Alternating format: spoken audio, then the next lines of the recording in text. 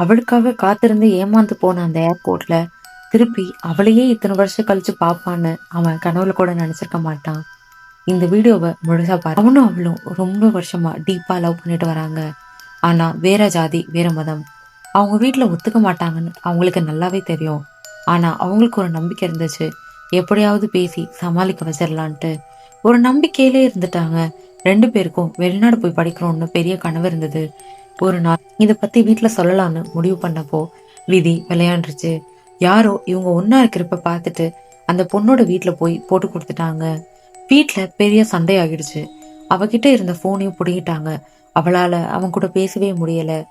ஆனா அவனுக்கு அதே நேரத்துல விசா வந்திருக்கு. இந்த சான்ஸ் விட்டா அவன் கனவு எல்லாமே போயிடும். இவளை எப்படி விட மாட்டாங்கன்னு அவனுக்கு நல்லாவே தெரியும். அவன் எவ்வளவோ ட்ரை பண்ணியும் அவகிட்ட காண்டாக்ட் பண்ணவே முடியல. ஏன்னா அவகிட்ட பேசவும் யாரும் இல்ல, அவ கையில போனும் இல்ல. கடைசியா ஒரு வழியா அவகிட்ட நம்ம ஓடி போயிடலாம், நான் ஏர்போர்ட்ல வெயிட் பண்றேன்ற விஷயத்த எப்படியோ அந்த பொண்ணு கொண்டு போய் சேர்த்துறான். நீ வந்தா நம்ம ஒன்னா போகலாம், இல்லனா நீ என்ன வேணான்னு சொல்றதா நினைச்சிட்டு நான் கிளம்பிடுவேன். ஏன்னா எனக்கு என் வாழ்க்கையும் முக்கியம், நீயும் முக்கியம், நீ வந்தா சந்தோஷமா இருக்கலாம் அப்படின்னு சொல்றான். அன்னைக்கு ஏர்போர்ட்ல மணிக்கணக்கா காத்துக்கிட்டு இருந்தான்.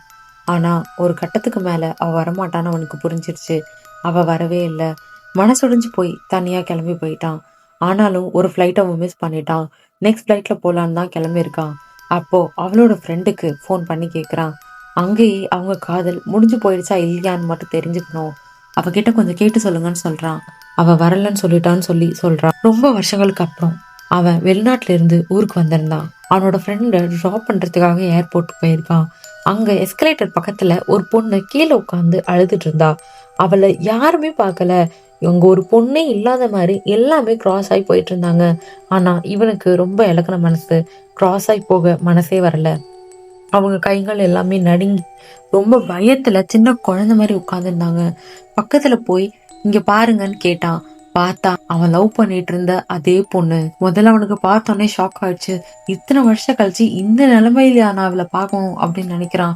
ஆனாலும் மனசை கல்லாக்கிக்கிட்டு என்ன ஆச்சு, ஏன் இப்படி உட்காந்து அழுதுகிட்டு இருக்கன்னு கேக்குறான். பழைய கோபம் மனசுல இருந்தாலும் அவளோட நிலையை பார்த்து அவனுக்கு மனசே பதறி போச்சு. என்னதான் இருந்தாலும் அவ காதலிச்சவன் இல்லையா. அதுக்கு அந்த பொண்ணு என்ன சொல்றானா, என் ஹஸ்பண்ட் உள்ள போயிட்டாரு, அவர் நம்பர் தரேன், கொஞ்சம் கூப்பிடுறியா, எனக்கு ரொம்ப பயமா இருக்கு, என்னை மறந்துட்டு போயிட்டாருன்னு நினைக்கிறேன் அப்படின்னு அவன் சொல்றா. அவன் முதல்ல தயங்கினான். அன்னைக்கு ஏர்போர்ட்டுக்கு வர ஏமாத்திட்டு போனவனுக்கு ஏன் உதவி செய்யணும்னு தோணுச்சு. ஆனா அவளோட அழுகைய அவனால பார்க்கவே முடியல. அவ ஒரு போட்டோவை காட்டி இவர் தான் ஹஸ்பண்ட், அவர் போன் எடுக்கலன்னா நீ உள்ள போய் மட்டும் கூப்பிடுன்னு சொன்னான்.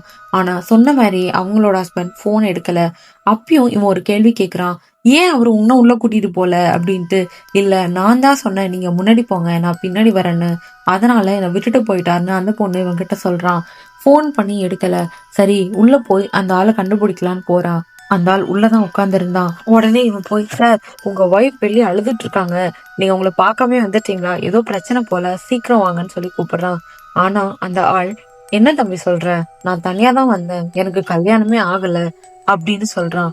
உடனே இந்த பையன், இல்ல போய் சொல்லாதீங்க, அவங்க உங்க போட்டோவை காட்டி தான் சொன்னாங்க நீங்க தான் உங்க ஹஸ்பண்ட்னு சொல்லிட்டு, நீங்க வாங்க அவங்கள வந்து கூட்டிட்டு போங்கன்னு சொல்லி கட்டாயப்படுத்தி வெளியே இழுத்துட்டு வரான்.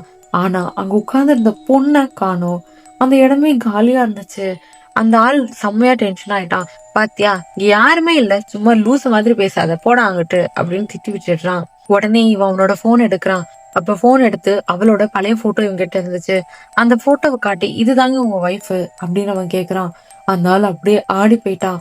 அவன் என்ன சொல்றானா, ஆமா இது என் ஒய்ஃப் தான், ஆனா அவ இறந்து ஒரு மாசம் ஆச்சு அப்படின்னு சொல்லிட்டு அலறி அடிச்சுட்டு அந்த இடத்த விட்டே ஓடிட்டான். இவனுக்கு ஒண்ணுமே புரியல.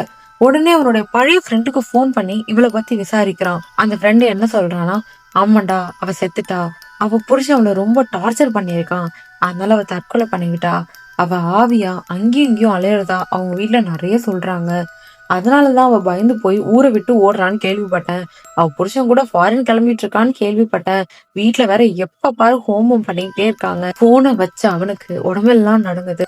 அப்ப அவன் பார்த்தது அந்த ஆத்மாவை தான் அப்படின்னு அப்பதான் அவனுக்கு புரிஞ்சது. பல வருஷத்துக்கு முன்னாடி அவனுக்காக வராதவ இன்னைக்கு அவன்கிட்டயே வந்து உதவி கேட்டு மறைஞ்சிட்டான்.